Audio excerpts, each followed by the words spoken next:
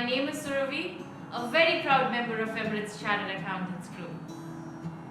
To let you know, we conduct a lot of events and update videos on a regular basis. And due to the global pandemic, we've also resorted our ways to conducting webinars instead of real events.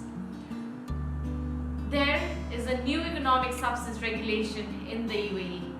This will be our first episode of the new economic substance regulation in the UAE.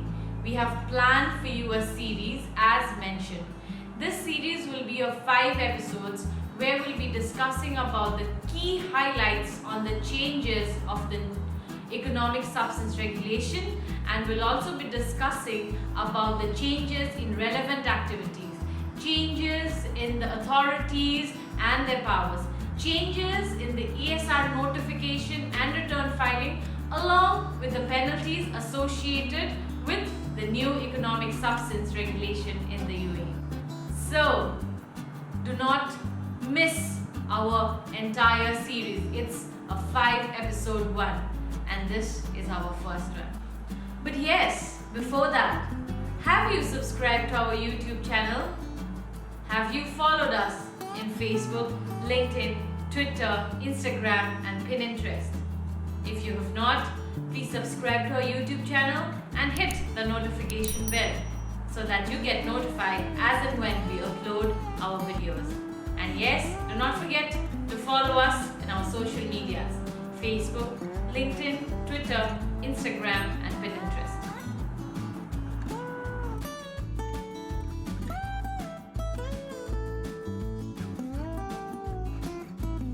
So today I have with you our industry experts, Mr. Manu and Dhara. Welcome.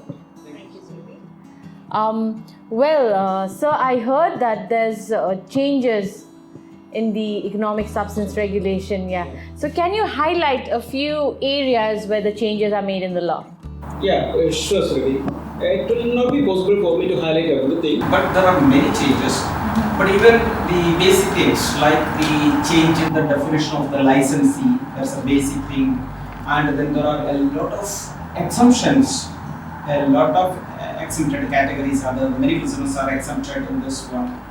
Then there are a lot of relevant activities. There are 9 relevant activities. Out of that, there are many changes in some of the relevant activities. So mainly 4 activities are changed.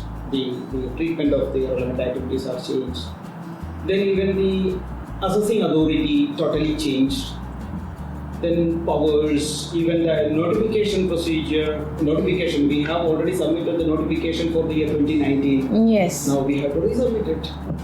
And then the reporting procedure changed. Like that, there are many changes, even the penalty amount is changed. So we will have a detailed session. We need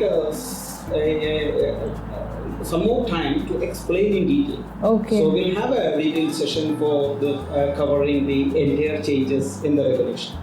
So with that note, do you mean that the entire law is changed? Yes, Ravi.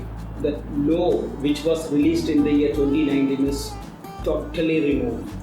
So earlier the cabinet resolution number 31 and decision number 58, that is replaced by the new regulation, that is cabinet resolution number, that is 57. Same time there was another decision number 215, that is changed to decision number 100. So like that, totally the law itself is removed and replaced with a new regulation. Now coming to the applicability, I'll ask to Dhara.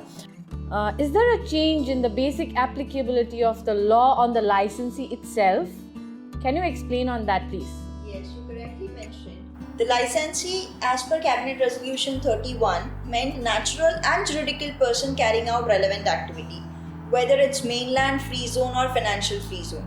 Whereas now, as per Cabinet Resolution 57, the natural licensee has been completely removed. So there is no more natural person who would be termed as a licensee. It would be only juridical person which will fall into the definition of licensee.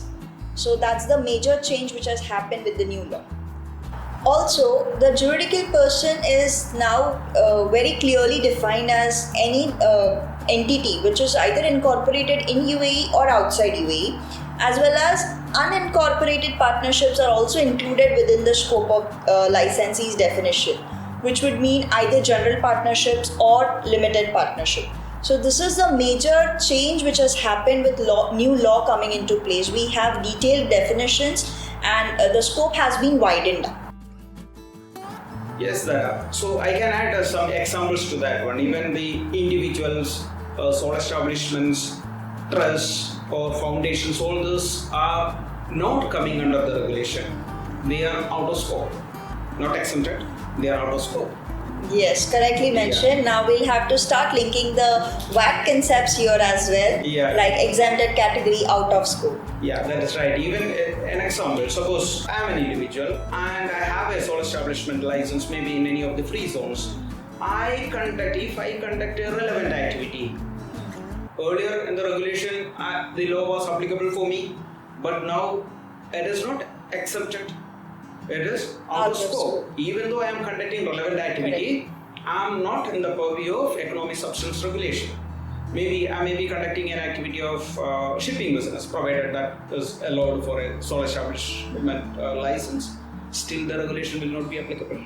So that's the biggest change what I noticed in the regulation. One of the biggest changes I noticed in the new regulation.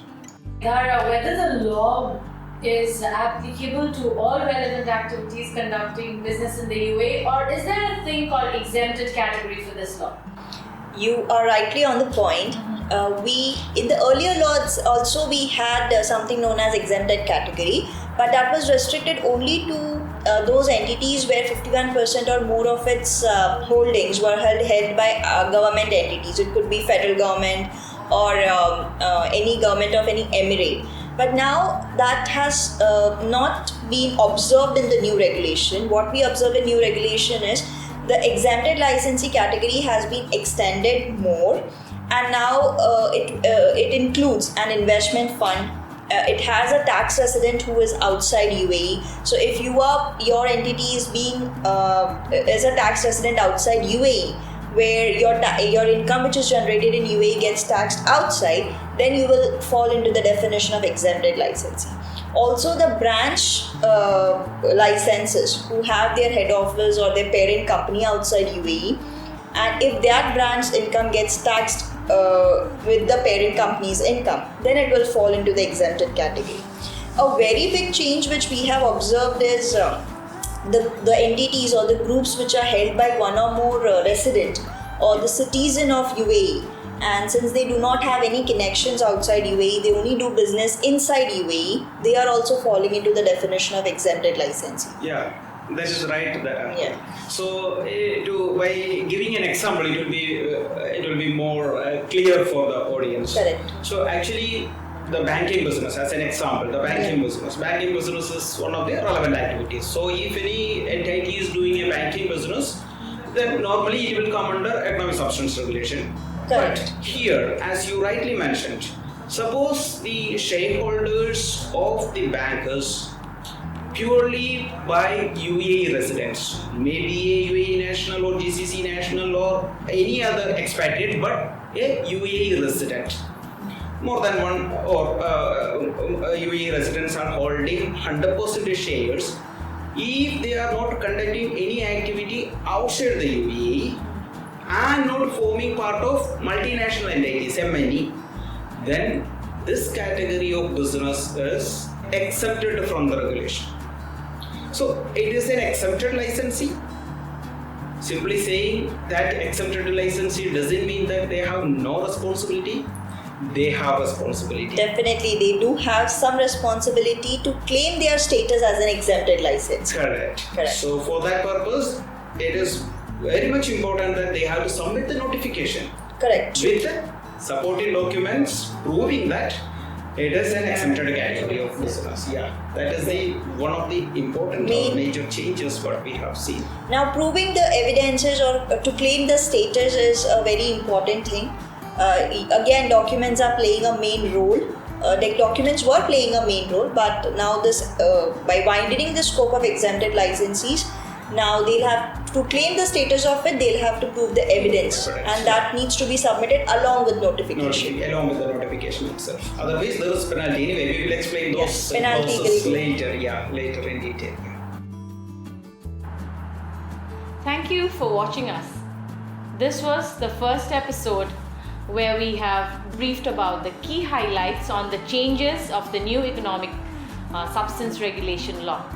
Do not forget to tune in with us on yet another episode where we will be discussing about the changes on the relevant activities on the economic substance law. Thank you.